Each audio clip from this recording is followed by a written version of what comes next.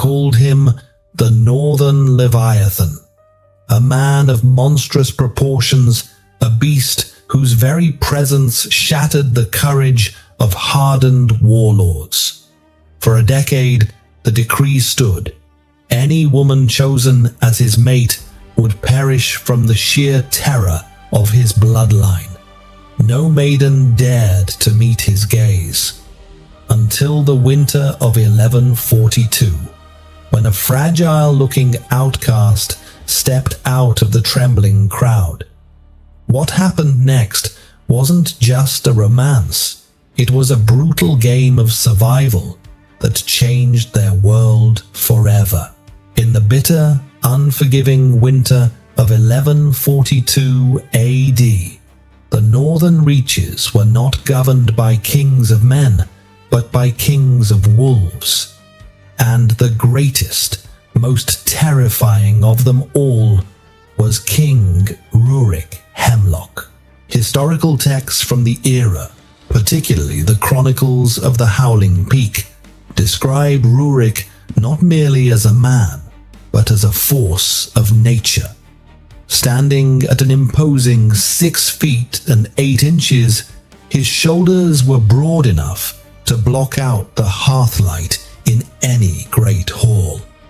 He was the Alpha King of the Frostborn Pack, a lineage notorious for their ruthless dominance and the massive, monstrous size of their lichen forms. While the southern packs had assimilated into the refined aristocratic circles of medieval Europe, Rurik's people remained entirely untamed, living in the jagged, ice-slicked stone fortress of Dunbracken.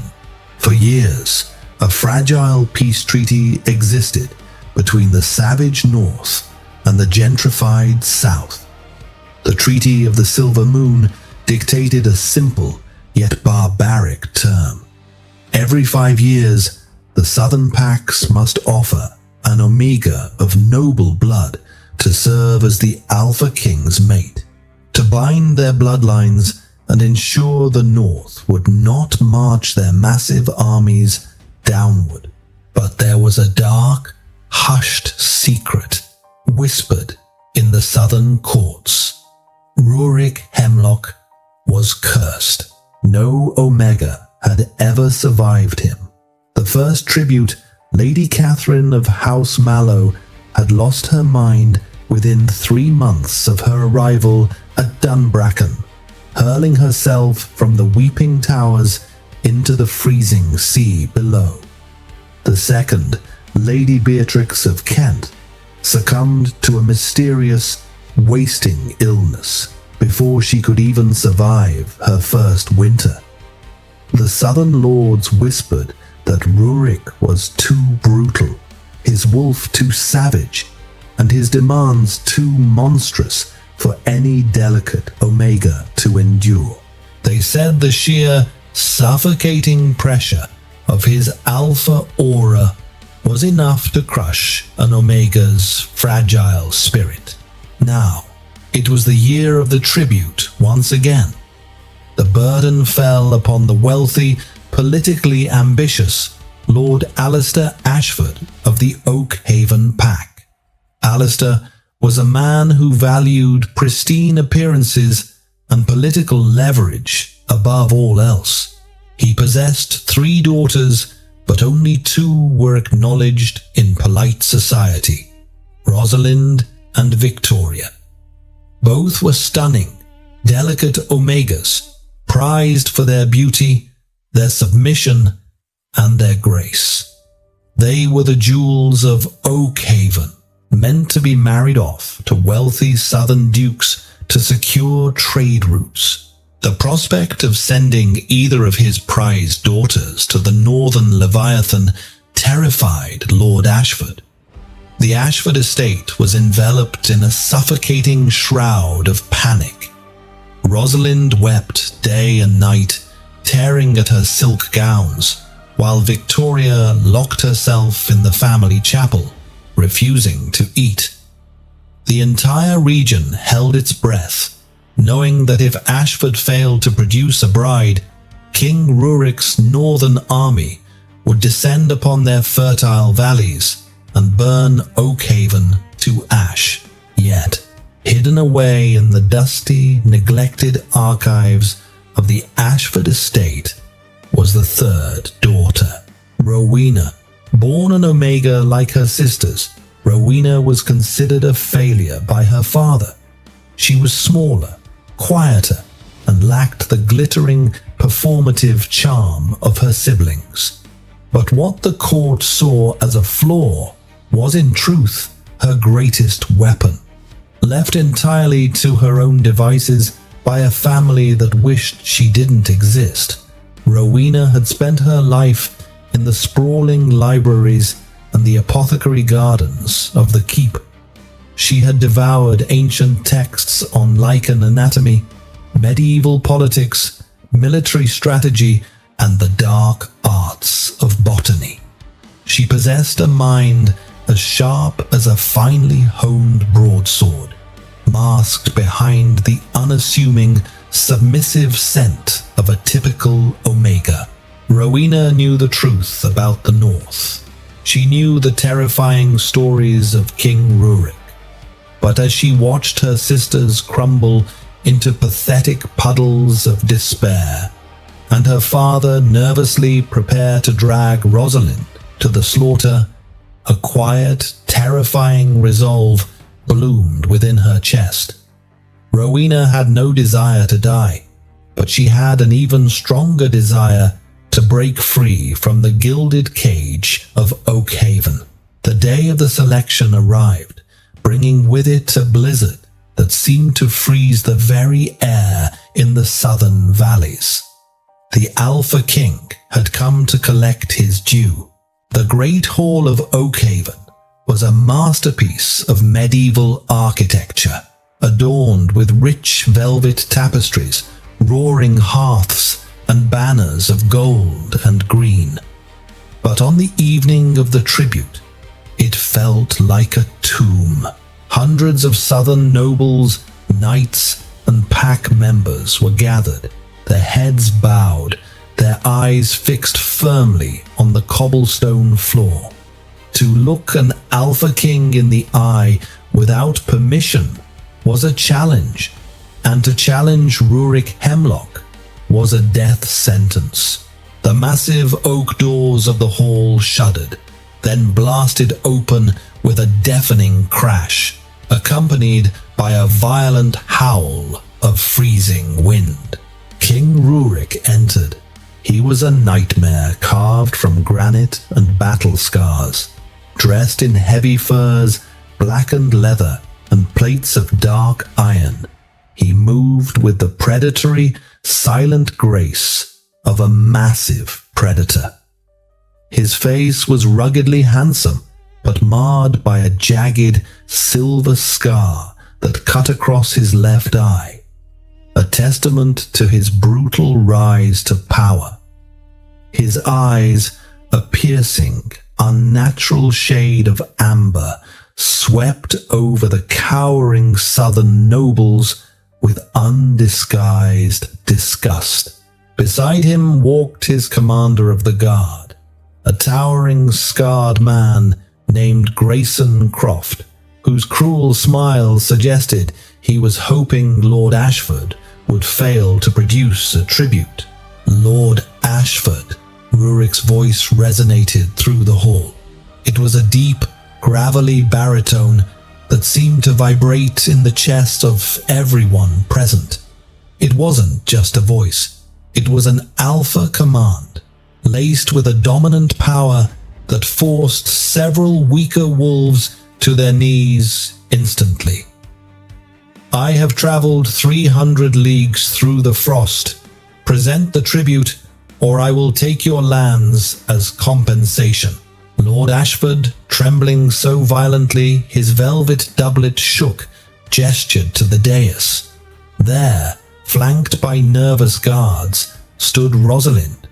She was dressed in the finest white silk, but her face was completely drained of color. The moment Rurik took a single, heavy step toward her. The sheer pressure of his aura hit her. Rosalind gasped. Her eyes rolled back into her head, and she collapsed to the floor in a dead faint. A heavy, suffocating silence fell over the hall. Lord Ashford let out a pathetic whimper. Grayson Croft chuckled, a nasty, grating sound, and rested his hand on the hilt of his broadsword. Pathetic, Rurik sneered, his lip curling in contempt. Your bloodline is weak, Ashford. If this fragile bird is the best Oakhaven can offer, she will not survive the journey north, let alone my court. The treaty is broken. Panic erupted. Nobles began to draw away, preparing to flee. Lord Ashford fell to his knees, begging for mercy, offering gold, lands, anything to appease the giant. Rurik turned his back, his heavy cloak sweeping behind him, ready to signal his army. Wait. The word was not shouted. It was not a desperate plea.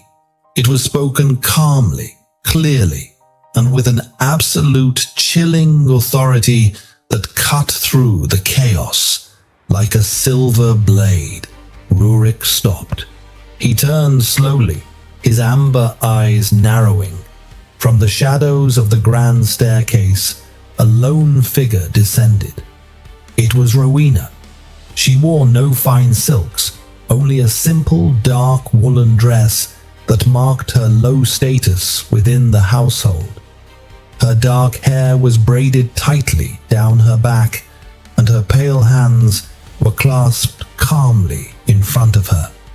But it was not her appearance that stunned the hall. It was her posture. While every other wolf in the room, including the Alpha Lord Ashford, was hunched or kneeling under the crushing weight of Rurik's aura, Rowena stood perfectly straight. Rowena, get back! Ashford hissed from the floor, horrified that his hidden disgrace was showing herself to the king. Rowena ignored him. She walked directly toward the center of the hall, stopping exactly 3 paces from the giant Alpha King. She had to tilt her head back significantly to look at his face, but she did not blink. She met the Northern Leviathan's amber gaze directly. A collective gasp echoed through the room. An Omega looking an Alpha King in the eye. It was unheard of. My sister is not suited for the harshness of Dunbracken, Your Grace, Rowena said, her voice steady, betraying none of the instinctual terror her wolf must have been feeling. I am Rowena Ashford. I am an Omega of this bloodline, and I will go with you. Rurik stared down at the small woman. For a fraction of a second, surprise flickered in his eyes, quickly replaced by a dark, intimidating storm. He leaned down, his massive frame towering over her, invading her space until she could feel the heat radiating from his skin and smell his scent. Pine needles, blood, and fresh snow. He flared his alpha aura, pushing it directly against her, a silent, invisible weight designed to force her to her knees. Rowena felt the pressure trying to crush her lungs, but she had spent years mastering her own mind and body. She planted her feet. She breathed through the invisible suffocation. She did not lower her eyes. You? Rurik rumbled, his voice dropping to a dangerous, low growl meant only for her ears. You are small. You are unmarked. You smell of dust and old parchment, not of a high-born mate. If I take you, little bird, you will be devoured by the wolves of my court before the first snow melts. "Then it is fortunate," Rowena replied softly, a faint, audacious smirk touching the corner of her lips, "that I have spent my entire life studying how to skin wolves, Your Grace." The silence in the hall was absolute. Grayson Croft looked ready to strike her down for her insolence. But King Rurik Hemlock did something no one expected. He threw back his head and let out a booming, genuine laugh that rattled the stained glass windows. "Lord Ashford," Rurik called out, his eyes never leaving Rowena's, "keep your fainting daughters. I claim this one." Within the hour, Rowena's meager belongings were packed. There were no tearful goodbyes from her family, only Lord Ashford's stunned, relieved silence and the hostile glares of her sisters, who had miraculously recovered the moment they realized they were spared. The journey north began immediately. Rowena was placed in a heavily reinforced ironwood carriage at the center of the king's convoy. As they crossed the borders of Oakhaven and ventured into the freezing, treacherous terrain of the north, the illusion of a romantic rescue shattered. Rurik did not ride with her. He rode at the head of the vanguard on a massive black warhorse. For 3 days, Rowena was left in the freezing carriage, accompanied only by the rhythmic thud of hooves and the bitter, howling wind. The food provided was sparse, hard bread and dried, salted meats. It was a clear test of her endurance. On the 4th night, as the convoy made camp in the jagged foothills of the Frostfang Mountains, the door to Rowena's carriage swung open. Rurik stepped inside. He filled the small space completely, forcing Rowena to press herself against the opposite wall. The king did not look amused as he had in the great hall. His face was a mask of cold, calculating stone. "You have spirit, Rowena Ashford," Rurik began, his voice devoid of any warmth. "But spirit alone does not keep a heart beating in Dunbracken. You think you are clever, volunteering to escape your miserable family. You think I am a brute who simply requires a bed warmer. Let us dispense with the fairy tales." Rowena watched him carefully, keeping her breathing even. "I am listening. You are not here to be my beloved mate," Rurik stated bluntly, leaning forward, resting his massive, heavily scarred hands on his knees. "The southern courts believe I drove my previous brides to madness. They believe my cruelty killed Lady Beatrix and Lady Catherine. They are fools." Rowena frowned, her sharp mind immediately analyzing his words. "If you did not kill them, who did?" "My own court," Rurik growled, the amber in his eyes glowing violently in the dim lantern light of the carriage. "The North is loyal to strength, but there are factions within Dunbracken who believe the Treaty of the Silver Moon is an insult. They believe Southern blood pollutes our lineage. Someone in my inner circle, someone with access to the royal chambers, has been systematically poisoning the Omegas sent to me." Rowena's eyes widened slightly as the pieces fell into place. The madness of Lady Catherine, the wasting illness of Lady Beatrix. Those were not the results of an alpha's cruelty.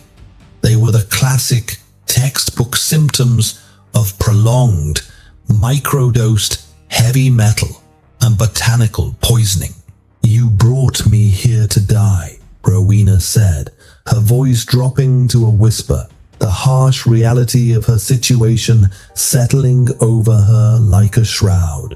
"I brought you here to flush out the traitor," Rurik corrected, his gaze unyielding. "I need an Omega who will draw the assassin's hand. I saw you in that hall. You did not flinch. You do not break easily. I need a decoy, Rowena. I will offer you protection where I can, but make no mistake. From the moment we pass the gates of Dunbracken, you are a walking target. If you are as clever as you pretend to be, you might survive a month. If not, your death will give me the excuse I need to slaughter the traitors in my court." It was a brutal, heartless admission. The Alpha King was not a monster who tortured his mates. He was a desperate ruler fighting a shadow war within his own home, willing to sacrifice an innocent southern girl to secure his throne. Rowena stared at the giant before her. Any other Omega would have broken down into hysterical tears, begging to be sent back. Instead, Rowena slowly reached into the small leather satchel at her side. Rurik's instincts flared, his muscles tensing, ready to disarm her if she pulled a dagger. Instead, Rowena pulled out a small, wax-sealed vial filled with a dark purple liquid. She also withdrew a silver hairpin. Without breaking eye contact with the king, she reached up and scraped the silver pin against the interior roof of the carriage, specifically dragging it along the seam where the wood panels met. She then dipped the pin into the purple liquid. Instantly, the liquid bubbled and turned a violent, toxic shade of green. Rurik's eyes locked onto the vial, his brow furrowing in confusion. "What is that?" "A basic reagent," Rowena said calmly, capping the vial. "A mixture of distilled moonflower and crushed charcoal. It reacts to wolfsbane and nightshade extract, specifically extract that has been refined and mixed with a binding agent." She gestured to the ceiling of the carriage. "This carriage is reinforced to keep the cold out, but the resin used to seal the interior wood panels is laced with a slow-acting respiratory toxin. Every time the heater in this carriage is lit, the resin warms up, releasing an odorless vapor. A southern Omega locked in here for a week's journey would arrive at Dunbracken already suffering from severe nervous system degradation. She would appear to be going mad." Rurik sat frozen, his amber eyes wide with a mixture of absolute shock and rising fury. He looked at the ceiling, then back at the small, unassuming woman sitting across from him. "I noticed the scent on the second day," Rowena continued smoothly, tucking the vial back into her satchel. "Not the poison itself, but the sweet almond oil used to mask its bitter undertone. I have not used the carriage heater since. I preferred the freezing cold to losing my mind." She leaned forward slightly, closing the distance between her and the giant king. For the first time, Rurik Hemlock did not look at her as a fragile pawn or a disposable decoy. He looked at her as an equal in the deadly game he was playing. "You need me to flush out a traitor, King Rurik," Rowena said, her voice laced with cold, unyielding steel. "But you are looking in the wrong place. The traitor is not just in your court. The traitor managed to poison your personal royal carriage before we even left the north. They are marching in your convoy right now." Rowena held his gaze, a dangerous, brilliant fire burning in her eyes. "If you want my help to survive your own kingdom, Your Grace, you're going to have to do much better than feeding me hard bread." The heavy silence inside the freezing carriage stretched until it felt as brittle as the icicles hanging from the roof.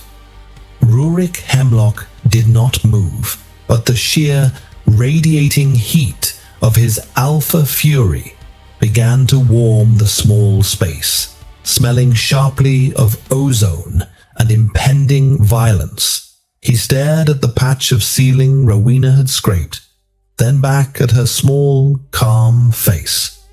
To ensure the reliability of her claim, he leaned in, inhaling deeply.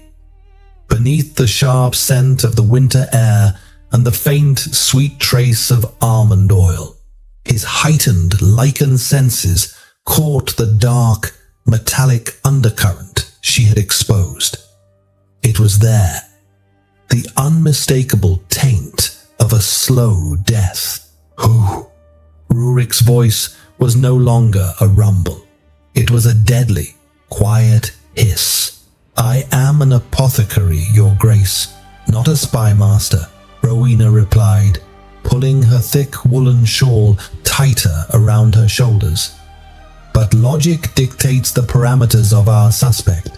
The resin must be applied while hot. To treat the interior of a royal carriage, one would need unrestricted access to your transport before the convoy departed Dunbracken, as well as access to the royal supply manifests to procure the raw almond oil to mask the scent." Rurik's jaw tightened so hard the scar across his eye pulled taut. The quartermaster, Lord Cedric Baines, or someone functioning under his direct authority, Rowena amended. "If you execute him now without proof of intent, you merely cut off a hand while the head of the serpent remains hidden in your court. We need a confession, and we need to know if he acted alone, or if someone from my father's southern court aided him." Rurik scrutinized her, the amber glow of his eyes assessing her not as a frail tribute, but as a battlefield tactician. "We. You say we, little bird, as if you are already a part of my war council. I am a part of this war the moment someone tried to melt my nervous system with nightshade," Rowena stated flatly. "I propose a trap, but to execute it, I require something from you. Name it." "I refuse to sleep another night in this toxic wooden box," Rowena said, her chin lifting in a subtle display of defiance. "Move me to your personal tent. Let the camp see that the Alpha King has taken a sudden, possessive interest in his new mate. It will force the traitor to panic. If I am under your direct protection, they cannot rely on the slow poison of the carriage. They will be forced to make a direct, hasty move to finish the job before we reach the fortress." It was a staggering risk. By placing herself in his tent, she would be intimately close to the most terrifying alpha in the realm, while simultaneously painting a massive target on her own back. Rurik's lips curved into a predatory, genuinely impressed smile. "You are either the bravest Omega in a century or utterly insane, Rowena Ashford. I am merely a woman who refuses to be a victim of circumstance," she countered. That evening, the camp was thrown into a state of shocked whispers. King Rurik emerged from the poisoned carriage, not dragging a corpse, but carrying the small southern Omega in his arms. He wrapped her in his own heavy, black direwolf fur cloak and carried her directly past his commander, Grayson Croft, and the nervous quartermaster Cedric Baines. Rurik declared that his new mate was too delicate for the carriage and would share his heavily guarded pavilion for the remainder of the journey. For 3 days, the ruse held. Inside the heavily guarded tent, the dynamic between the giant Alpha and the sharp-witted Omega shifted dramatically. They did not share a bed. Rurik slept on a pile of pelts near the hearth, while Rowena took the elevated cot. But they shared information. Rowena mapped out the political landscape of the Southern Pax, explaining how men like her father operated, while Rurik detailed the brutal, honor-bound laws of the Frostborn. He found himself mesmerized by her intellect. She was not cowed by his size or his scars. She spoke to him with a level, respectful candor that no one in his own court dared to use. On the 4th night, the trap sprang. Rowena was alone in the pavilion, Rurik having deliberately left to inspect the perimeter guards. A shadow slipped under the heavy canvas flap of the tent. It was a beta guard, holding a silver chalice of hot spiced wine, the customary nightly ration. But Rowena noted the slight tremor in his hand and the insignia on his leather bracer. The supply division under Lord Cedric Baines, a gift from the quartermaster to warm the future queen, the guard murmured, his eyes darting nervously. Rowena accepted the cup. Thank you. Tell Lord Baines I am deeply moved by his attention to my health. The moment the guard turned to leave, a massive armored hand clamped around his throat, lifting him 2 feet off the ground. Rurik stepped from the shadows of the tent's annex, his eyes glowing like furnaces. The guard gagged, dropping his weapon. Bring the quartermaster, Rurik commanded the shadows outside the tent.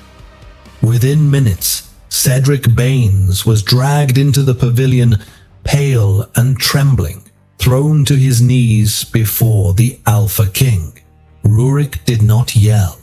He took the silver chalice from Rowena and held it out to the quartermaster. Drink it, Cedric. Baines stared at the spiced wine as if it were a coiled viper. My king, it is meant for the lady. Drink it, Rurik repeated, his voice dropping to a low, lethal timbre that shook the canvas walls. Baines broke. He fell forward, sobbing, admitting to doctoring the carriage resin and poisoning the wine. But the twist that followed chilled even Rurik's blood. It wasn't just the Northern Purity faction, Your Grace. Baines wept, clutching at Rurik's boots. I was paid by the South, the Treaty of the Silver Moon. The Southern Lords want to break it. If your mates keep dying, they can claim you are a monster, unfit to rule, voiding the treaty and justifying a holy war against the North. Lord Ashford, her own father, knew the carriage was poisoned. He sent his weakest, most despised daughter to die so he could play the grieving father. Rowena stood perfectly still. Her own father had not just sent her to a harsh life. He had knowingly sent her to an agonizing death to ignite a war. Rurik looked back at Rowena, expecting her to shatter. Instead, she slowly walked over to the hearth, her face an unreadable mask of calm, cold stone. She threw the poisoned wine into the fire. The flames erupted in a violent hiss of toxic green smoke. "Well," Rowena said quietly, her eyes reflecting the emerald flames, "it seems my father has severely underestimated us both." Rurik executed the quartermaster that night. When he returned to the tent, his hands stained with traitor's blood, he found Rowena reading by the fireline. He knelt before her, his massive frame bowing slightly in a rare show of absolute respect. "When we reach Dunbracken," Rurik vowed, his voice thick with a new protective possessiveness, "I will not just make you my decoy, I will make you my queen. And when the time comes, we will burn Oakhaven to the ground together." The arrival at Dunbracken was not a fairy tale entrance. It was an invasion, carved into the side of a towering, jagged glacier. The fortress of the Frostborn pack looked less like a castle and more like the jagged teeth of a god waiting to devour the weak. The sky above was a permanent, bruised shade of violet and grey, and the wind howled like the damned. Thousands of massive, scarred northern wolves lined the snow-packed courtyard.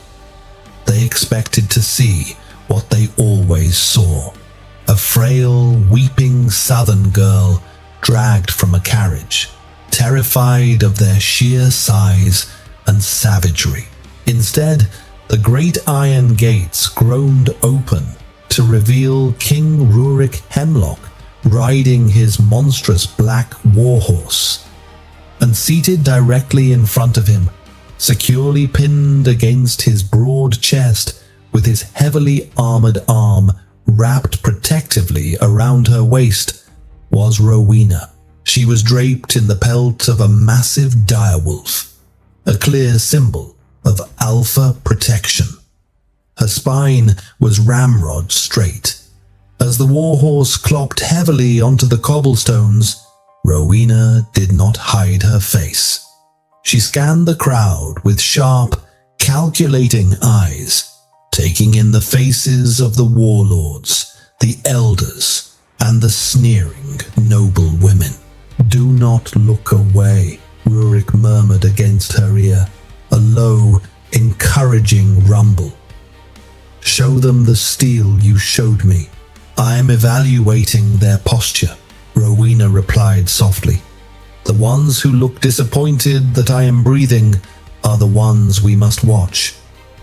The most disappointed of them all stood at the top of the grand stairs, Lady Genevieve of House Vane.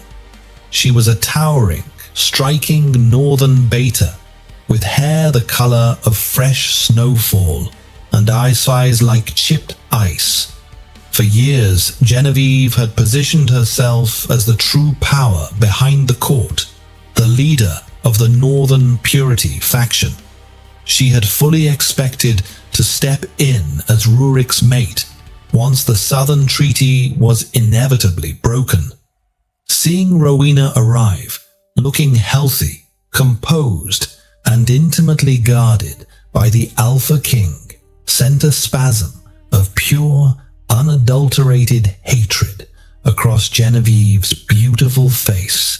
That evening, the welcoming feast was held in the great hall of Dunbracken.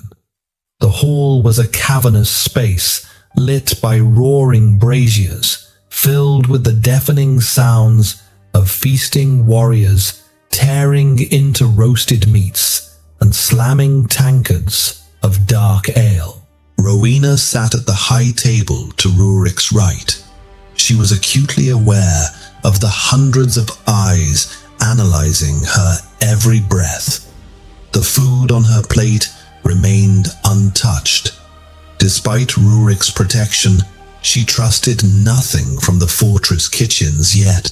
Midway through the feast, the heavy doors to the kitchen swung open, and Lady Genevieve approached the high table, flanked by 4 massive guards. She carried a large, ancient silver horn filled with a dark, thick mead. The hall grew quiet.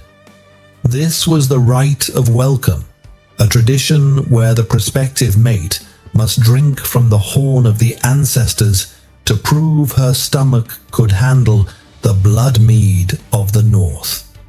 It was a notoriously potent brew, laced with hallucinogenic roots. In the past, the frail southern Omegas had choked, vomited, or fainted, cementing their humiliation. "To our new guest," Genevieve announced, her voice dripping with venomous sweetness, echoing through the silent hall. "May you find the strength to survive our winters. Drink deep, Lady Rowena, and prove your blood is thick enough for the Frostborn." She thrust the heavy horn toward Rowena. Rurik's hand clamped down on the table, the wood groaning under his grip. He knew the mead was heavily spiked. He opened his mouth to intervene, ready to shatter tradition to protect her. Rowena placed a gentle hand over Rurik's massive fist, stopping him. She stood up. She took the heavy silver horn from Genevieve. The mead smelled of fermented blood, pine resin, and something else. Rowena's apothecary training instantly isolated the faint, earthy scent of hellebore, a toxic root that caused severe delirium and heart palpitations. Genevieve wasn't just trying to humiliate her. She was attempting a public assassination under the guise of tradition. "I am honored, Lady Genevieve," Rowena said, her voice carrying clearly across the hall. "But in the Southern Archives, I extensively studied the chronicles of the Howling Peak. It is stated in the ancient laws of your first Alpha, King Ethelred, that a true bond of peace requires the host to share the cup with the guest, to prove there is no malice between our houses." Genevieve's smug smile faltered. "That is an archaic text.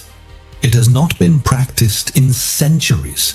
Are the laws of King Ethelred suddenly irrelevant to the Purity faction?" Rowena asked, tilting her head with feigned innocence. The surrounding northern warlords began to mutter. Respect for ancient law was paramount in Dunbracken. To deny Ethelred's text was tantamount to heresy. "Of course not," Genevieve hissed, her eyes darting nervously to the murmuring crowd. "Excellent," Rowena smiled. She lifted the heavy horn and took a deliberately shallow, theatrical sip, holding the liquid under her tongue without swallowing a single drop. She wiped her mouth gracefully, then extended the horn back to Genevieve. "Drink deep, Lady Genevieve. Prove there is no malice in your heart toward your king's chosen mate." The entire hall held its breath. Genevieve stared at the horn, her face draining of color. She knew the concentration of hellebore in the mead. Taking a large gulp would drop her into a violently convulsing fit within minutes.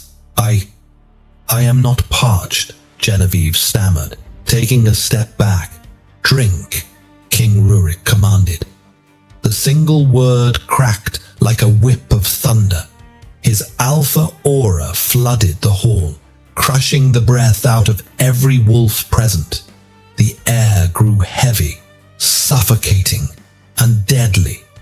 "The Lady Rowena has invoked the law of Ethelred. You will honor it, Genevieve, or you will be named Oathbreaker." Trapped by her own machinations, Genevieve's hands shook uncontrollably as she took the horn. Under the terrifying, unblinking gaze of her Alpha King and the calculating eyes of the Southern Omega, Genevieve brought the horn to her lips and swallowed a mouthful. Rowena casually reached for a linen napkin, discreetly spitting her unswallowed sip into the fabric. She watched calmly as less than 3 minutes later, Lady Genevieve dropped the silver horn, clutching her throat before collapsing to the cobblestone floor in a violent seizure. Pandemonium erupted. Guards rushed forward. Rurik stood up, his massive frame casting a terrifying shadow over the hall. "Let her seize!" Rurik roared, silencing the chaos instantly. He pointed a massive armored finger at the writhing noblewoman. "Let all of Dunbracken see the rot within our own walls. The southern tributes were not weak. They were murdered by cowards hiding behind our traditions." He turned to Rowena, who stood perfectly composed amidst the uproar. The northern warlords stared at her in absolute awe. She had not raised a weapon.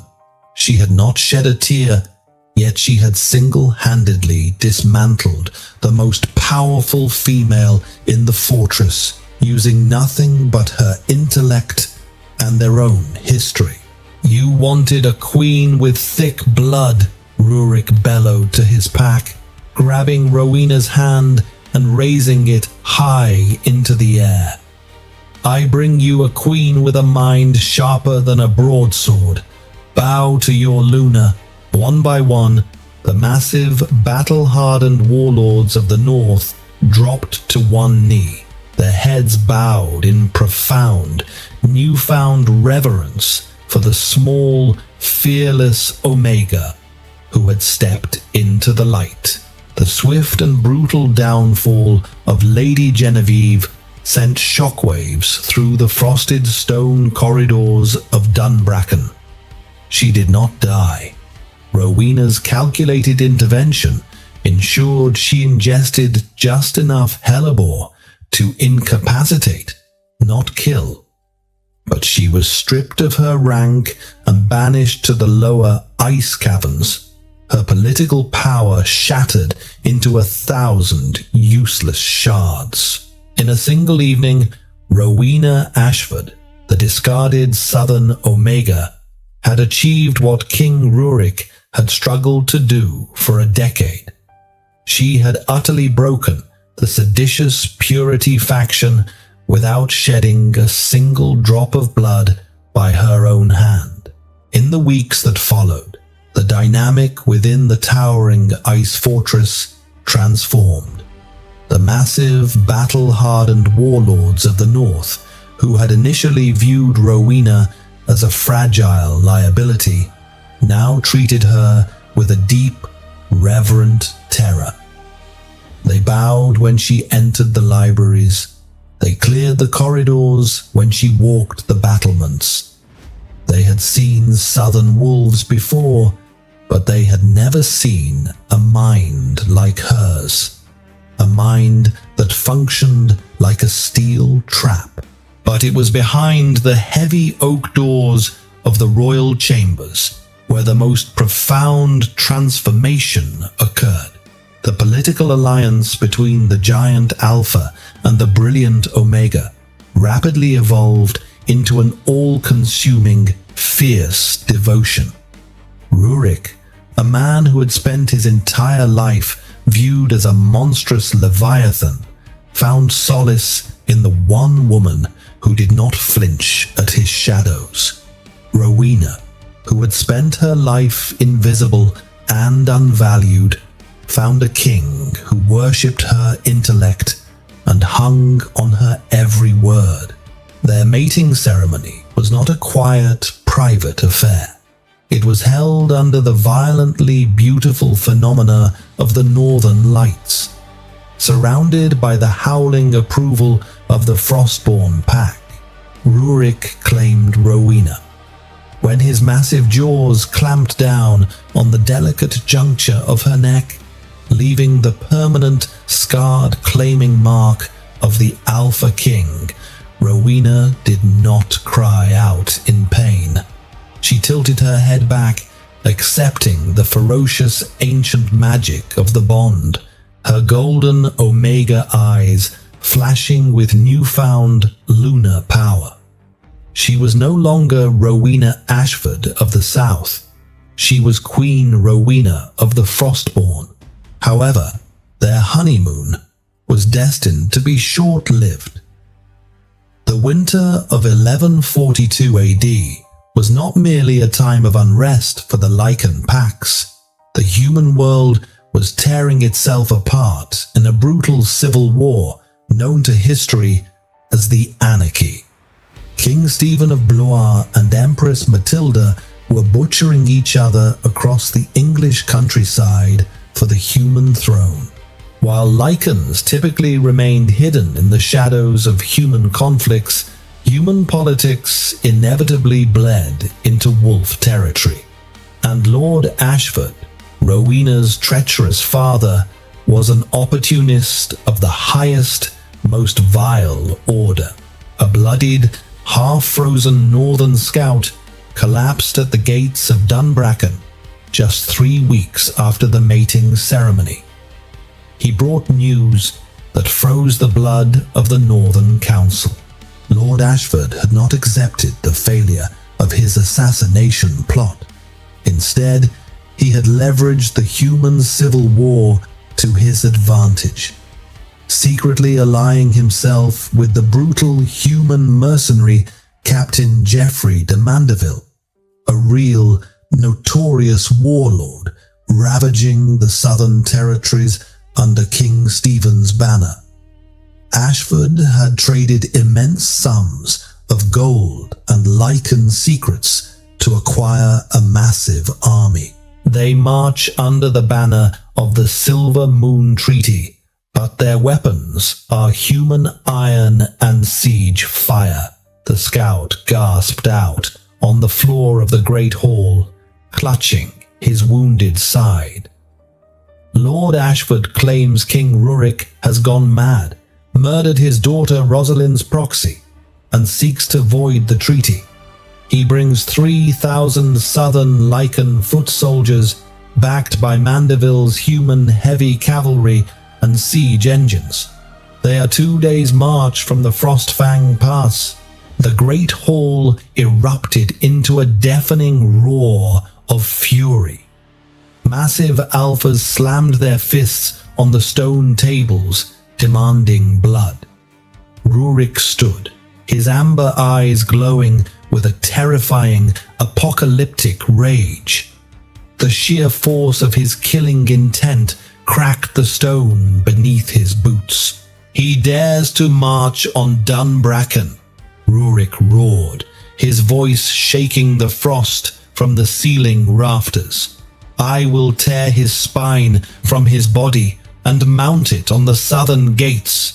"Rurik, wait." Rowena's voice sliced through the cacophony. She stepped forward, her dark hair cascading over the thick white furs of her royal mantle. She placed a calm, grounding hand on his massively muscled arm. The physical contrast between them was staggering, yet her presence instantly quelled his violent aura. "Ashford is a coward, but he is not a fool," Rowena addressed the council, her mind already racing, calculating the variables. "He knows the Frostborn are twice the size of southern wolves. He knows he cannot beat us in a direct melee. That is why he hired Mandeville's human mercenaries. They bring trebuchets and iron-tipped ballistas. They do not intend to fight you, my king. They intend to stand out of reach and batter this fortress into rubble, burying us alive in our own mountain." Grayson Croft, the commander of the guard, frowned deeply. "Then we ride out and meet them on the snow plains before they can set up their engines. If you ride out onto the open plains, you will be caught in the crossfire of their heavy cavalry," Rowena countered sharply.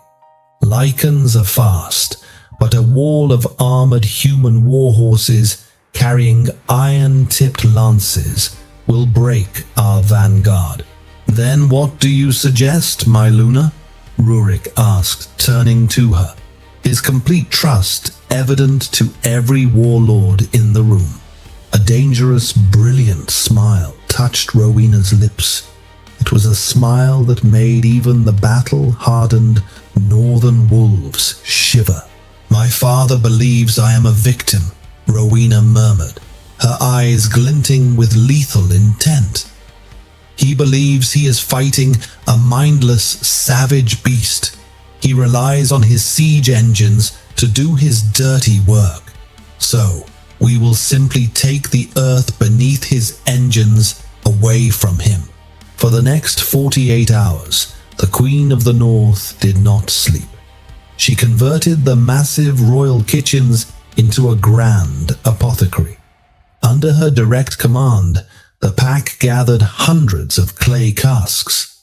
Rowena utilized a terrifying recipe she had discovered in the forbidden southern archives, a rudimentary but highly unstable variant of Byzantine Greek fire. She mixed rendered animal fat, distilled pine resin, pulverized coal, and a heavy concentration of raw, volatile saltpeter. In the dead of night, Rurik's fastest, quietest scouts carried these heavily sealed clay casks down the mountain, burying them in the deep snowdrifts of the only flat plateau leading to Dunbracken's gates, the exact position any military commander would naturally choose to place their heavy siege engines. Rowena was not just preparing for a battle, she was orchestrating a slaughter. The dawn of the third day broke with an unnerving, blood-red hue over the Frostfang Mountains. The howling winds died down, leaving an eerie, suffocating silence. Then the war horns blew. It was a deep, mournful sound that echoed off the glacier. From the mist of the valley below, the southern army emerged. It was a staggering sight. Thousands of southern Lycans in shimmering green and gold armor marched in tight formations, flanked by the brutal, heavily armored human cavalry of Geoffrey de Mandeville. Behind the infantry rolled the massive, wooden monstrosities of war, towering trebuchets and iron-wound ballistas groaning under their own weight. At the head of the army rode Lord Alistair Ashford, looking smug and triumphant in a fur-lined velvet cloak, firmly believing he was about to eradicate the northern threat and claim the territory's vast silver mines for his political ascension. The southern army halted on the exact flat expanse of the snow plateau that Rowena had anticipated. The heavy siege engines were unhooked and rolled into position, their massive throwing arms pointed directly at the towering black iron gates of Dunbracken. Lord Ashford spurred his horse forward, stopping a safe distance from the walls. He produced a magically amplified speaking horn. King Rurik Hemlock, Ashford's voice boomed across the icy expanse, dripping with false sorrow and righteous fury. You have broken the sacred treaty of the Silver Moon. You have abused and murdered the Omegas of the South. Return the remains of my beloved daughter, Rowena, and surrender your crown, or we will bring this mountain down upon your monstrous head. High above, standing on the jagged stone battlements, a single figure stepped forward. She did not wear armor. She wore a stunning, sweeping gown of midnight blue, draped in the heavy pelt of a black direwolf. Upon Upon her head sat the jagged iron and diamond crown of the northern Luna, and clearly visible on her neck, even from a distance, was the heavy, scarred bite mark of an Alpha King. Lord Ashford lowered his horn, his eyes widening in absolute shock. "Rowena, you speak of murder, Lord Ashford." Rowena's voice, amplified by Rurik's own alpha aura standing behind her, rang out with the clarity of a tolling bell. "You speak of broken treaties? It was you who poisoned the royal carriage. It was you who conspired to assassinate a king, to steal his lands for the human warlords of the south." Panic rippled through the front lines of the southern Lycans. They had been told they were fighting a holy war to avenge murdered Omegas. Seeing Rowena standing there, alive, radiant, and radiating the commanding power of a Luna, shattered their righteous resolve. "Lies!" Ashford screamed, his face flushing purple with panic as Mandeville's human mercenaries looked at him with confusion. "The beast has corrupted her mind. Load the trebuchets, fire on the gates, kill them all." The southern engineers scrambled to obey, loading massive boulders and iron spikes into the slings of the siege engines. On the battlements, Rowena turned to Rurik. The giant king looked down at her, his amber eyes burning with a savage, adoring light. "Now, my king," Rowena whispered. Rurik stepped to the edge of the wall. He did not issue an order in words. He threw his head back and unleashed a roar that defied human comprehension. It was a sound so deep, so monstrously loud, that it physically vibrated the armor of the soldiers a mile away. It was the call of the Leviathan. Instantly, from the high towers above, 50 northern archers drew back great bows, but their arrows were not tipped with iron. They were wrapped in pitch-soaked rags, burning with a bright, unnatural blue flame. "Loose!" Rowena commanded. The sky rained blue fire. The arrows did not aim for the soldiers. They arched high over the infantry and plummeted directly into the deep snowdrifts surrounding the heavy siege engines. For a heartbeat, nothing happened. The southern engineers laughed as the arrows hissed and sank uselessly into the snow. Then the buried saltpeter and resin casks ignited. The explosion was catastrophic. The very earth seemed to violently erupt, tearing the snow plateau apart in a blinding flash of orange and green alchemy fire. The concussive wave flipped the massive wooden trebuchets as if they were children's toys, shattering iron and wood into thousands of lethal splinters. The ground beneath the heavy human cavalry collapsed, plunging knights and horses into flaming craters of burning pine pitch. In a matter of seconds, the pride of the Southern Army, their siege capability, was reduced to a burning, screaming graveyard of ash and splintered wood. Before the Southern infantry could even comprehend the trap they had walked into, the massive iron gates of Dunbracken exploded open. Out poured the Frostborn. But they were not in their human forms. Leading the charge was the northern Leviathan. Rurik shifted mid-stride, his human flesh tearing away to reveal a werewolf of mythic, nightmarish proportions. He was a mountain of muscle and jet black fur, standing 12 feet tall on his hind legs, his eyes glowing like hellfire. Behind him poured a tide of giant, battle-scarred northern lycans, their howls shaking the very foundations of the world. The clash was an absolute massacre. The southern lycans, demoralized by Rowena's survival and terrified by the explosive trap, broke ranks almost instantly.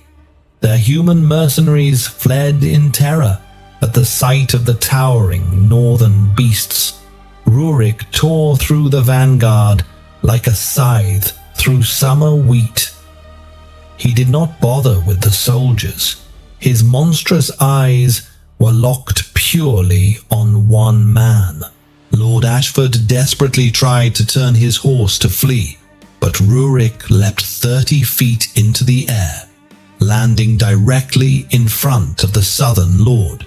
The impact shattered the frozen ground. With a single swipe of his massive, clawed hand, Rurik decapitated Ashford's horse, sending the treacherous lord tumbling into the bloody snow. Within an hour, the battle was over. The surviving southern forces had dropped their weapons and surrendered, kneeling in the snow before the overwhelming dominance of the Frostborn. Lord Ashford, bruised, bleeding, and trembling with pathetic, whimpering terror, was dragged by his collar up the mountain and thrown onto the stone floor of the courtyard, directly at the feet of Queen Rowena. Rurik, covered in the blood of his enemies, shifted back into his human form. A guard threw a heavy fur cloak over his massive shoulders. He stood beside Rowena, his presence an impenetrable wall of lethal protection. "The traitor is yours, Luna," Rurik growled, his voice a low rumble of absolute devotion. "His life belongs to you." Ashford looked up at the daughter he had despised, the daughter he had sent to die in a poisoned wooden box. He saw no mercy in her golden eyes, only the cold, unyielding ice of the north. "Rowena, please," Ashford begged, tears freezing on his cheeks. "I am your father. I am of your blood." "My blood is Frostborn," Rowena stated, her voice echoing perfectly across the silent, bloody courtyard. "You are a man who sells his own children to warlords to buy a crown he cannot earn. You are not fit to lead a pack, and you are not fit to die a warrior's death." She looked at Grayson Croft. "Strip him of his titles, his wealth, and his pack markings. Cast him into the Frostfang wasteland without a cloak or a weapon. Let the winter decide his fate." It was a sentence worse than death. Ashford screamed as the guards dragged him away, his voice fading into the howling winds of the mountain.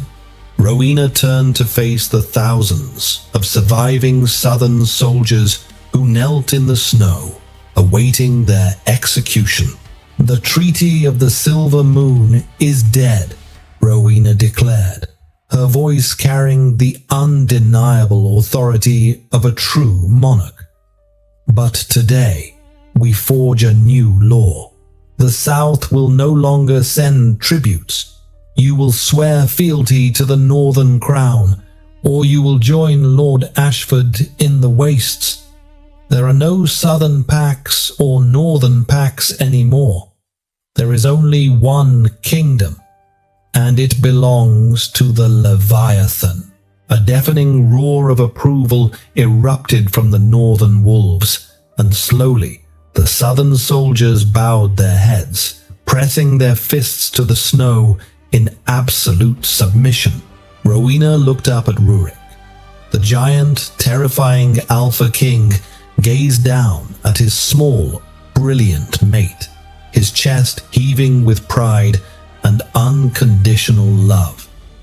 He gently cupped her face in his massive, blood-stained hands and kissed her, a promise of eternity sealed in ice and fire. The curse of the Northern Leviathan was finally broken, not by a sword, but by a fearless Omega who proved that true strength was never measured by the size of the beast, but by the brilliance of the mind that dared to love it. Are you obsessed with this epic tale of betrayal, brilliant revenge, and a romance that defies all odds? If Rowena's genius trap and Rurik's monstrous devotion had you on the edge of your seat, like this video to show your support. Don't forget to share this story with your fellow fantasy romance lovers. Everyone needs to witness the rise of the true Lunar Queen. Subscribe to our channel and hit the notification bell so you never miss out on our thrilling, dramatic stories.